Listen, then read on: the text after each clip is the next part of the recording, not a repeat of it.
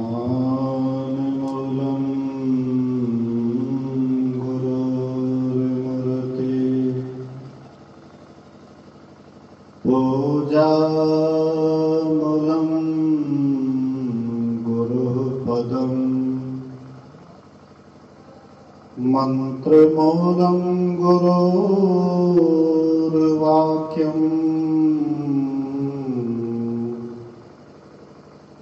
मोक्षमूलं गुरुः कृपा धन्य धन्य सद्गुरु सुखद महिमा कही ना जाए। जो कछु कहो तुम्हारी कृपा मोते कछु न बसाए। सर्वत्र सर्वदा वर्तमान सद्गुरु महाराज जी के पावन चरणों में कोटि कोटि नमन। उपस्थित गुरुजन, धर्म प्रेमी, सत्संगी बंधुओं, पूजनीय माताओं तथा भक्तिमती बहनों, गायक लोग नहीं हैं, पूरा का पूरा यहाँ खाली पड़ा हुआ है। सुनने में आया कि दो गायक आए हैं, लेकिन दोनों शून्य पड़ा हुआ है। इसलिए गायक से अनुरोध है कि थोड़ा सा आप लोग साजबाज बढ़ावें। बोलिए श्री सद्गुरु महाराज की जय। एक छोटा सा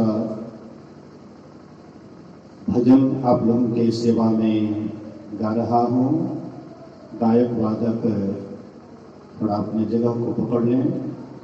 बोलिए श्री सद्गुरु महाराज की जय।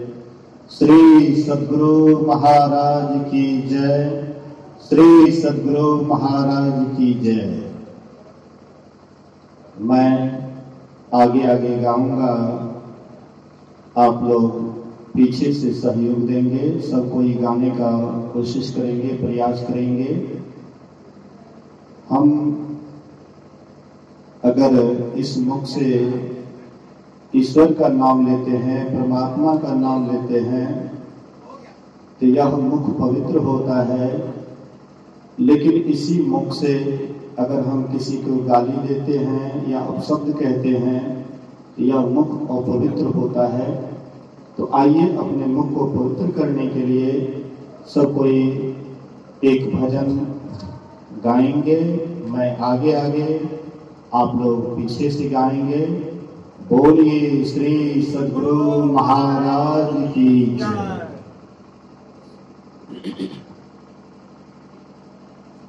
स्वागतम गुरुदेव शरणागतम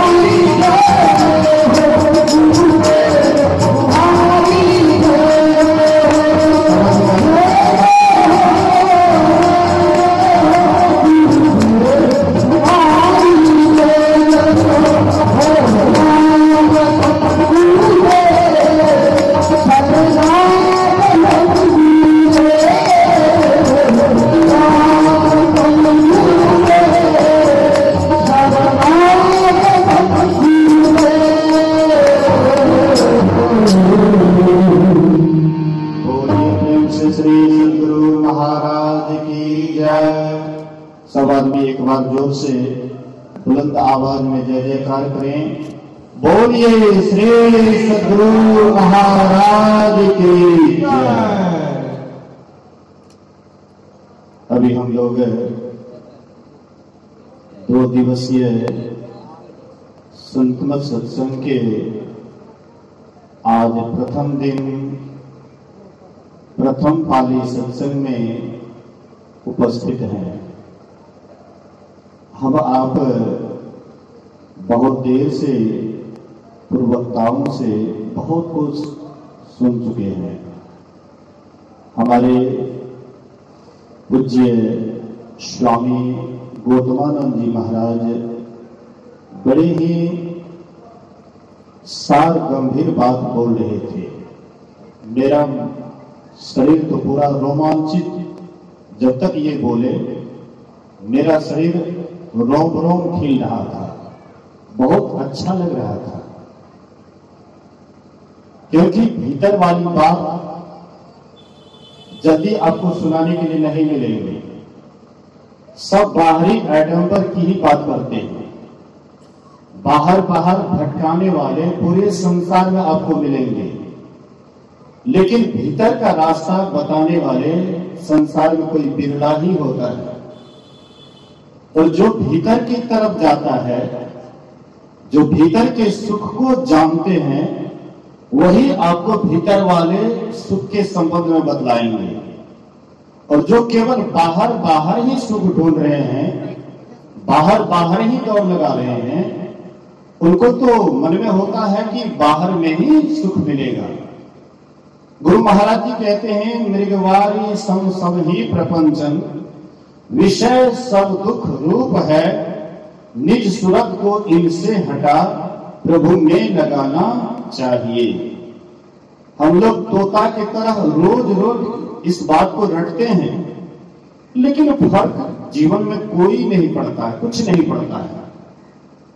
रोज जैसे तोता रटते हैं कि शिकारी आएगा, जाल बिछाएगा, दाना डालेगा, लोभ से उसमें फंसना नहीं, रटते हैं। लेकिन जैसे ही शिकारी आता है, दाना डालते हैं, जाल डालते हैं, रटते तो हैं, लेकिन रटते रटते जाकर के दाना चुगने लग जाते हैं और जाल में फंस भी जाते हैं। वही हाल हम लोगों का है। रोज रोज पाठ करते हैं, लेकिन पाठ के अनुकूल चलने का कभी कोशिश नहीं करते हैं। बड़ाई करते हैं अध्यात्म धन की, लेकिन भौतिक धन के ही दिन रात पीछे पड़े रहते हैं। याद कीजिए, एक जन्म नहीं, कई जन्मों से इसी तरह हम लोग बाहर में ही ढूंढते आ रहे हैं, और आज तक कोई कहने वाला संसार में नहीं हुआ कि बाहर में हमें सुख मिल गया, हमें आनंद मिल गया, हमें सदा की शांति मिल गई। आज तक कोई कहने वाला नहीं हुआ। हाँ, भले ही उनके पास में अधिक धन हुआ, बाहर के हुकूमत को उन्होंने पाया, लेकिन भीतर का हुकूमत, भीतर का धन, सदा के लिए वह भीतर के धन से कंगाल ही रह गया। इसलिए संत महापुरुष कहते हैं, अंदर जाओ, भीतर जाओ, भीतर में ऐसा धन रखा हुआ है, ऐसा धन रखा हुआ है कि वह कभी समाप्त होने का नाम ही नहीं लेता है। इसलिए हम आप अभी सुन रहे थे वेद भगवान के उपदेश को। वेद भगवान उपदेश करते हैं। किनसे उपदेश करते हैं? हे मनुष्यों, मनुष्य से उपदेश करते हैं। हम आप अभी यहां इस गांव में सत्संग कर रहे हैं। इस गांव में बहुत लोग हैं, बस्ती पट्टी में बहुत लोग हैं। क्या हम ऐसे इतने लोगों को क्या हम मनुष्य कहेंगे? क्या ये मनुष्य कहलाने योग्य हैं? अगर आप खड़े खोटे भाषा में कहें तो केवल मनुष्य का खोल पहने हुए हैं, लेकिन मनुष्यता उनके अंदर नहीं है। मनुष्य कहते हैं किसको? मनुष्य का खोल पहन लेने से कोई मनुष्य नहीं होता है, मनुष्य वाला गुण होना चाहिए। तो मनुष्य वाला गुण क्या है? मनुष्य वाला गुण है जहां पर भगवान की चर्चा होती है, जहां पर अच्छे लोगों का समागम होता है, जहां पर साधु संतों का समागम होता है, उस समागम में जाकर के बैठे, उस समागम में सुने, भगवान की चर्चा को सुने, सत्संग के बात को सुने। लेकिन अगर हम उस समागम से प्रेम नहीं करते हैं, अगर हम साधु संतों के संग से प्रेम नहीं करते हैं, तो क्या हम मनुष्य हैं?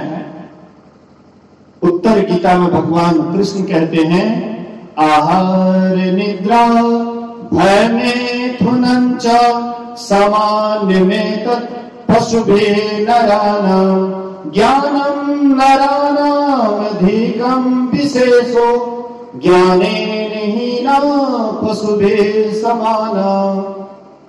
आहार निद्रा, जैसे हम आप भोजन करते हैं, वैसे एक पशु पक्षी भी भोजन करता है।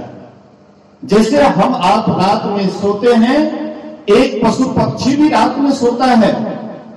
जैसे हम आपको अपने प्राण का डर है, एक पशु पक्षी को भी प्राण का डर है। जैसे हम आप बाल बच्चा पैदा करते हैं, वैसे एक पशु पक्षी भी बाल बच्चा पैदा करते हैं। अगर 4 ही काम में हम आपका जीवन बीत गया, तो क्या हम पशु से विशेष हैं क्या? हम पक्षी से विशेष हैं क्या? मतलब बिना पूछ के पशु हैं। मैं यहां पर देख रहा था, कुछ माता लोग आती थी और अगल बगल में देख करके फिर उधर से रिटर्न हो जाती थी। उनको लगता था कि यहां पर क्या हो रहा है, समझ नहीं पाते थे। हाँ, थोड़ा हमारे गायक लोग गाते थे तो सुनने में आकर्षण बुझाता था।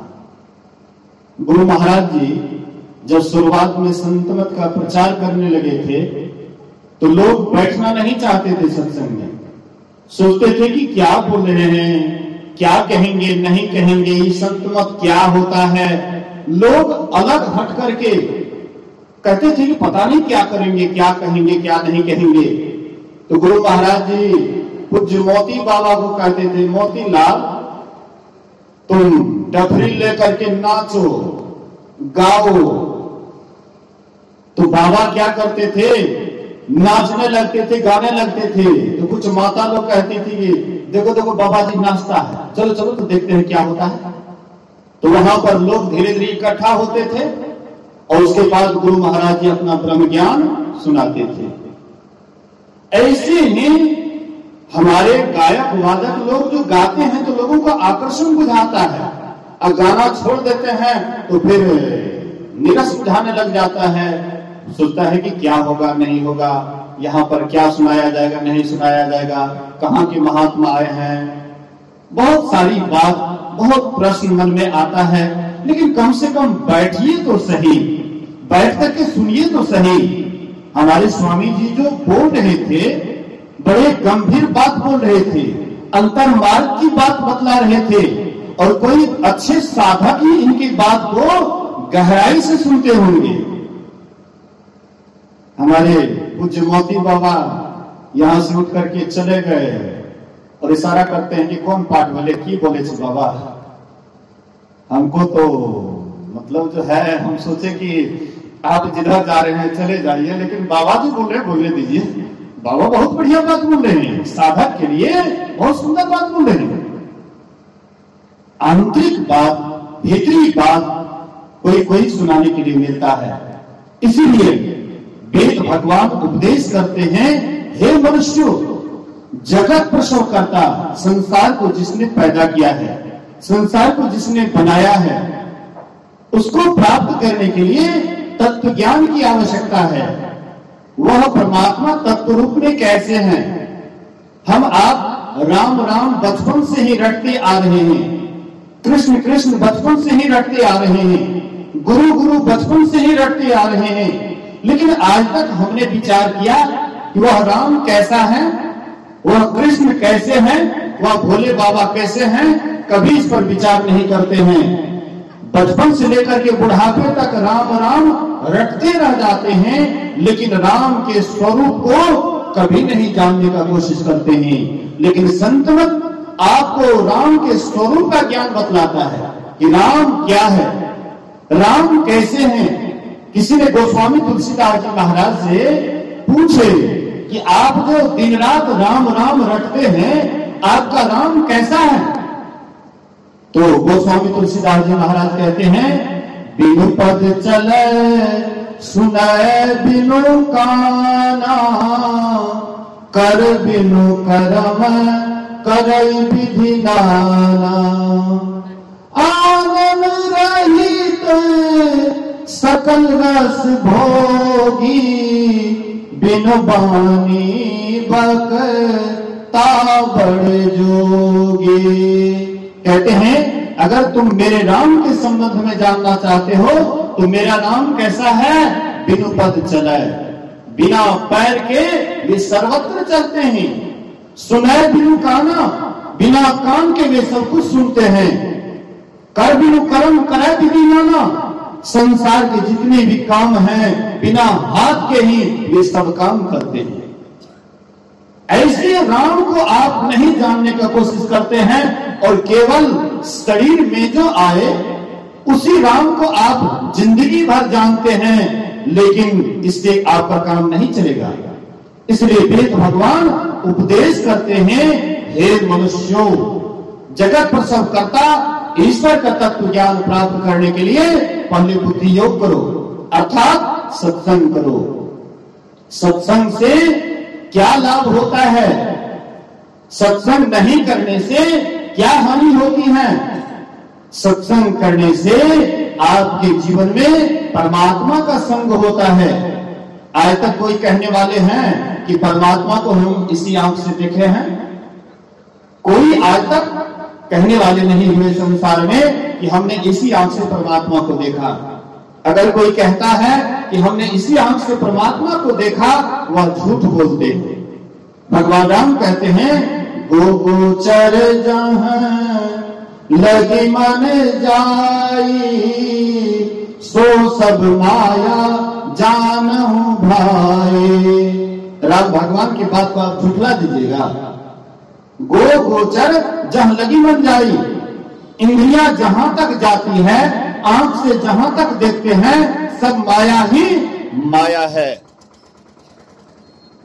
और हम उस निर्माया को जानना चाहते हैं, उस परमात्मा राम को जानना चाहते हैं। उस परमात्मा राम को जानने के लिए कहां जाना पड़ेगा, क्या करना पड़ेगा, कैसे वह राम है? तो कहते हैं उस राम को जानने के लिए, उस राम को पाने के लिए सत्संग, सबसे पहले सत्संग में आना पड़ेगा। सत्संग में आए लोगों को सत शांति दिखाए जाते हैं, दुनिया के सताए लोगों को हृदय से लगाए जाते हैं। सत्संग में आए लोगों को सत शांति दिखाए जाते हैं। जो सत्संग में आते हैं उनको सत्य परमात्मा का ज्ञान होता है, शांति स्वरूप परमात्मा का ज्ञान होता है। उस परमात्मा का ज्ञान पाने के लिए हम आपको सत्संग में जाना पड़ेगा, साधु संतों के गोष्ठी में जाना पड़ेगा, क्योंकि जो उनके संबंध में जानते हैं वही आपको बतला भी सकते हैं। इसलिए कहते हैं साधु संतों के संग में जाना है, इसी को कहते बुद्धि योग बराबर सत्संग। हम आप गोपीचंद का नाम सुने होंगे। गोपीचंद एक राजा था। उनकी माता जी 2 मंजिला पर थी। गोपीचंद कपड़ा खोल करके जा रहे थे स्नान करने के लिए। उनकी माँ जैसे ही गोपीचंद के चेहरा को देखती है, उनके आंख से आंसू टपक जाता है, आंख से आंसू बहाने लग जाती है। गोपीचंद के शरीर पर पड़ा, ऊपर देखते हैं तो माँ है। माँ के पास गए और माँ से कहते, माँ क्या तू रो रही थी? बोले कि हाँ बेटा। बोले कि माँ तू तो कोई साधारण माँ नहीं है और तुम जैसे तैसे बात से नहीं रो सकती है, आखिर बताओ कारण क्या है, तुम क्यों रो रही थी?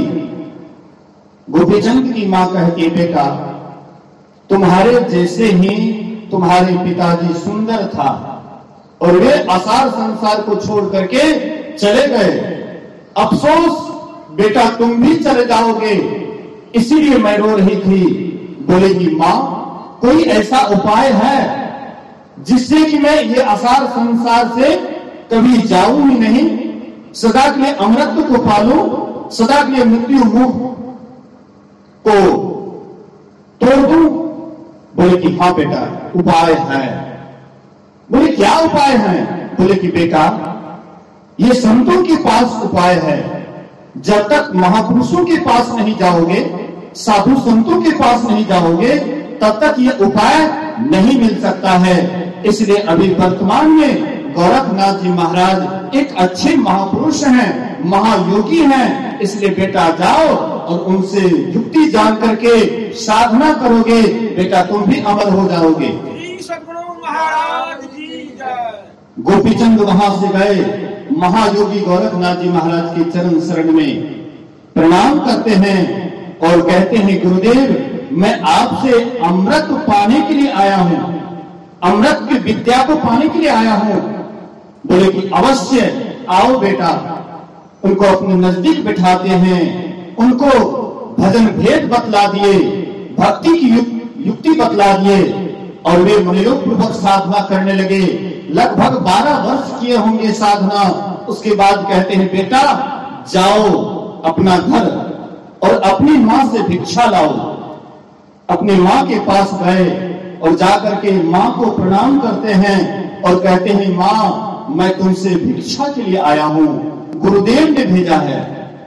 बोले कि बेटा मैं तुझे क्या भिक्षा के रूप में दूं? संसार की वस्तु, ये तो नश्वर है, ये तो विनशने वाला है, ये रहने वाला नहीं है।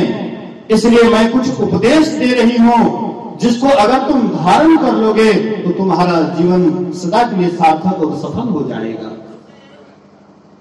भगवान बुद्ध जब अपना घर छोड़ करके, कपिलवस्तु छोड़ करके यही बिहार बोध गया जी आए, एक पीपल वृक्ष के पास साधना करके जब सिद्ध हो गए, बुद्धत्व को प्राप्त कर लिए, उसके बाद फिर गए अपना जन्मभूमि।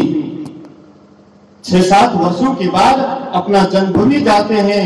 यशोधरा अपने पुत्र राहुल से कहती है, बेटा तुम्हारे पिताजी 7 वर्षों के बाद आए हैं, इसलिए जाओ बेटा और अपने पिता से पैतृक संपत्ति में हिस्सा मांगो।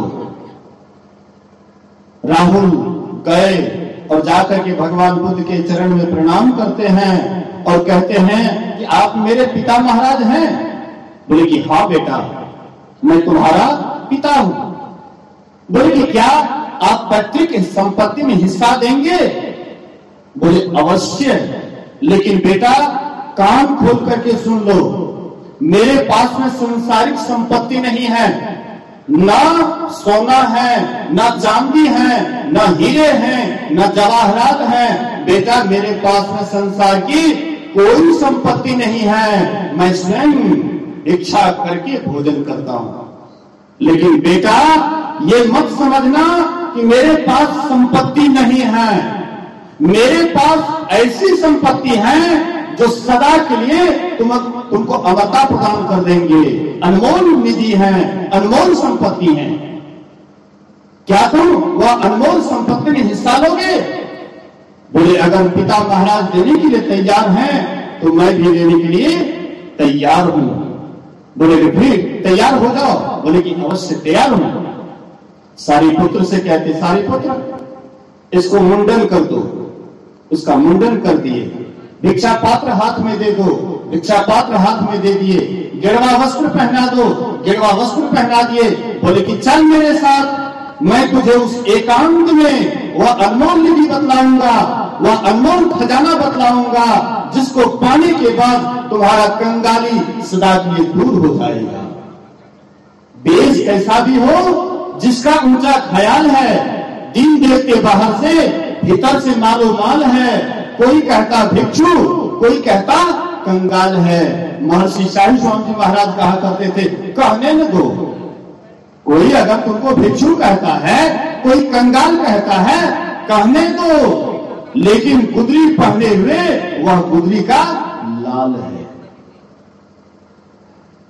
बाहर वेशभूषा से कुछ होने जाने वाला नहीं है, भीतर से जो मालो माल है असल में वही मालो माल है। तो भगवान बुद्ध के साथ में गए 7 वर्ष का राहुल और एकांत में साधना किए और साधना करके वे भी वही पद को पाए जिस पद को भगवान बुद्ध ने पाया। तो यहाँ पर गोपीचंद की मां कहती है कि बेटा मेरे पास संसार की संपत्ति तो है, लेकिन मैं तुझे संसार की संपत्ति नहीं दे सकती। मैं तुझे कुछ उपदेश के रूप में दे रही हूं, अगर बेटा उसको धारण कर लोगे तो तुम्हारा जीवन आनंद से खिल जाएगा। कहते बेटा मजबूत किले के अंदर रहना, स्वादिष्ट भोजन करना, कोमल सैया पर सोना, यही थोड़ा सा उपदेश दी, जाओ बेटा।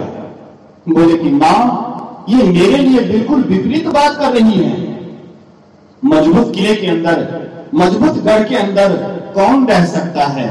कोई राजा, महाराजा, कोई धनी व्यक्ति का पुत्र रह सकता है, लेकिन मैं तो साधारण हूं। मैं तो राजपाट छोड़ करके जोगी वेश धारण किया हूं, फिर मजबूत गढ़ में मैं कैसे रह सकता हूं? बोले कि बेटा तू जिसको मजबूत गढ़ कर रहा है वह मजबूत गढ़ नहीं है, वह नकली गढ़ है। राजाओं का गढ़ असली गढ़ नहीं है, नकली गढ़ है। देखने के लिए गढ़ बुझाता है, लेकिन वह असली गढ़ नहीं है। बेटा वहां पर तो कामी रहते हैं, क्रोधी रहते हैं, लोभी रहते हैं, लालची रहते हैं, ईर्ष्यालु रहते हैं। बेटा वह नकली गढ़ है, लेकिन बेटा मैं जिस गढ़ की बात कर रही हूं वह गढ़ तो कुछ और ही है। वह गढ़ क्या है? वह गढ़ है साधु महात्माओं का समागम। वह गढ़ है जहां पर बराबर सत्संग होते रहता है। बेटा असली वही गढ़ है। सद्गुरु पशु ते मानुष करे, मानुष ते करे सिद्ध, दादू सिद्ध ते देवता, देव निरंजन हो। सद्गुरु क्या करते हैं? हम आप पशु जैसे जीवन बिता रहे थे, विषयी जीवन बिता रहे थे, विषय में दिन रात लवलीन रहते थे, लेकिन सद्गुरु क्या किए?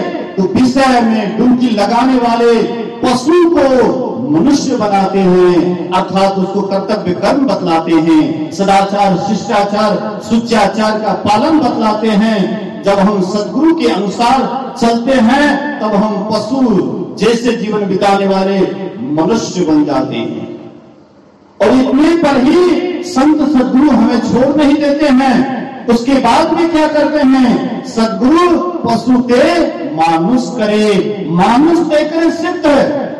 आपको साधना की विधि बतला देते हैं और आपको अपने संरक्षण में रख करके, अभी हमारे महाराज जी कह रहे थे संघ की आवश्यकता है।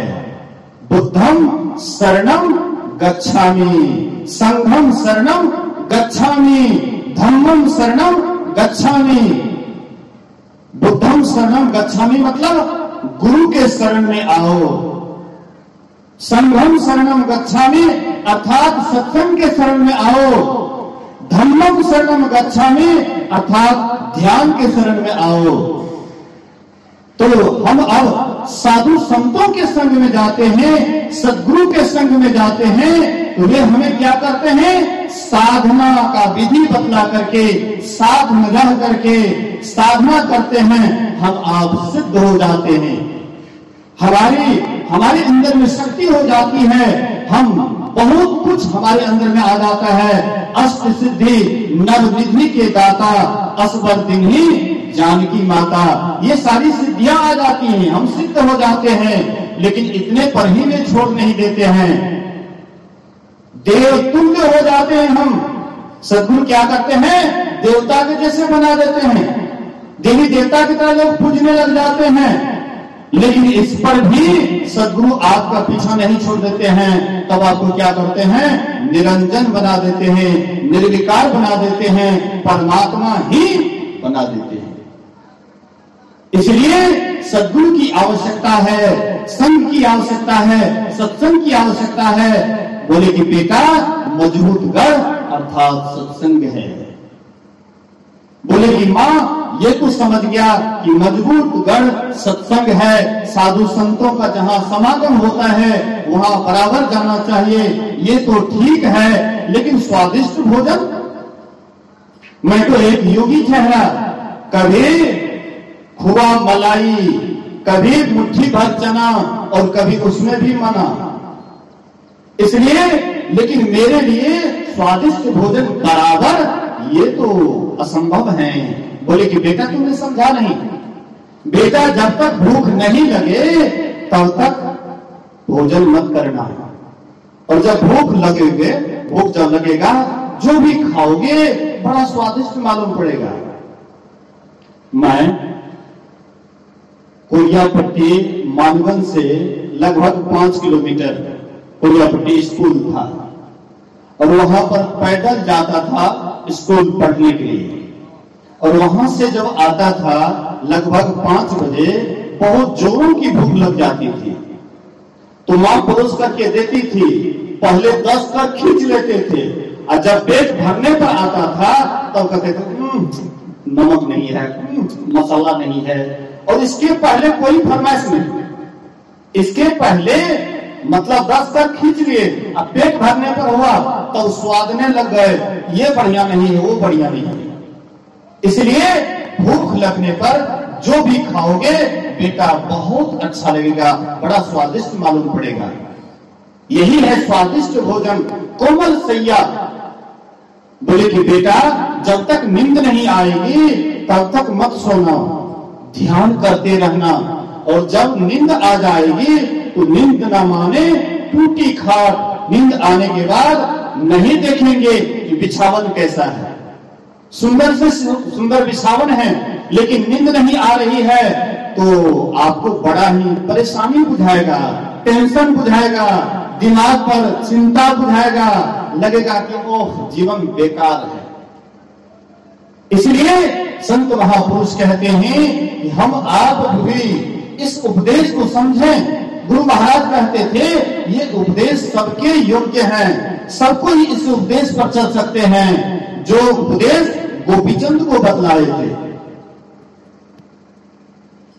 मजबूत गढ़ सत्संग, इसलिए सत्संग करने के लिए गुरु महाराज जी कहते हैं हम आप भी सत्संग करें। गुरु महाराज कहते थे जहां रहो सत्संग करो, जहां तक हो सके अपना भी सीखो और जहां तक हो सके दूसरे को भी सिखाने की कोशिश करो। गुरु महाराज कहते सत्संग मेरी श्वास है, जैसे श्वास के बिना एक पल भी हम आप जीवित नहीं रह सकते हैं, वैसे ही सत्संग के बिना जो जीवित नहीं रहते हैं, अर्थात जिनको सत्संग से लगाव है, प्रेम है, उसका एक दिन बनते बनते बन जाएगा। सत्संग से लगी रहो रे भाई, तेरी बिगड़ी बात बन जाए। तो बहुत बात कहने के लिए है, 11 बज चुका है। आइए हम लोग एक आध भजन, हमारे गायक महोदय हैं, ऐसे तो हमको लगता है अति सर्वत्र वर्जयेत, अधिक भजन भी होता है वो भी हमको फीका लगता है, आप लोगों को जैसे लगे अधिक कोई भी चीज अच्छा नहीं लगता है, लेकिन जितना खुराक है खुराक के मुताबिक चलता है तो सब कुछ बढ़िया लगता है। आइए सुने हम लोग, बोलिए श्री सद्गुरु महाराज की जय।